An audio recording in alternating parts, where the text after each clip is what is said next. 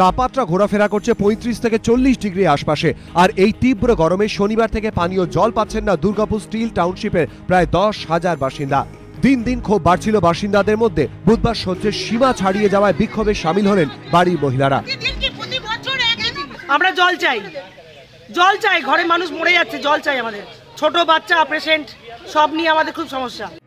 অভিযোগ, কারখানা কর্তৃপক্ষ দুর্গাপুর পুরসভার পাঠানো এই কয়েকটি ট্যাঙ্কারের জল দিয়েই কোনো মতে পিপাসা মেটাতে হচ্ছে হাজার হাজার বাসিন্দাকে। ডিএসপি সূত্রে খবর, পানীয় জলের পাইপ ফেটে যাওয়ায় এই বিপত্তি। নতুন পাইপ আনা হয়েছে, মেরামতির কাজ চলছে। সেই মেরামতির কাজ চলাকালীন কর্মীদের ঘিরে বুধবার সকালে বিক্ষোভ দেখান মহিলারা। সকাল ৭টা থেকে 10টা পর্যন্ত চলে বিক্ষোভ। আজকে 6 দিন হয়ে গেছে আমরা জল পাইনি। পাড়ার বাচ্চারা এসে 6 দিনে একটিও ডিএসপি ট্যাঙ্কি আসেনি। উত্তেজনা ক্রমশ বাড়তে থাকায় ঘটনাস্থলে যায় দুর্গাপুর থানার পুলিশ এবং সিআইএসএফ। শনিবার থেকে যেটা জলের প্রবলেম শুরু হয় সেটা মূলত কারণ হচ্ছে যে 30 ইঞ্চির পাইপ এবং 20 ইঞ্চির পাইপে ফাটল দেখা দেয়। কাজ চলছে, 2 দিনের মধ্যেই হয়ে যাবে। আমরা আশা করছি ম্যাক্সিমাম 3 দিন লাগার কথা।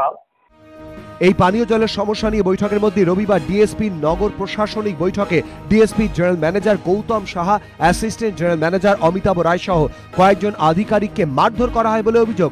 3 দিনের মধ্যে ফের ডিএসপি আবাসনে জল নিয়ে বিক্ষোভ। এই গরমে কবে পানীয় জলের পরিষেবা স্বাভাবিক হবে, এখন সেদিকেই তাকিয়ে হাজার দশেক বাসিন্দা।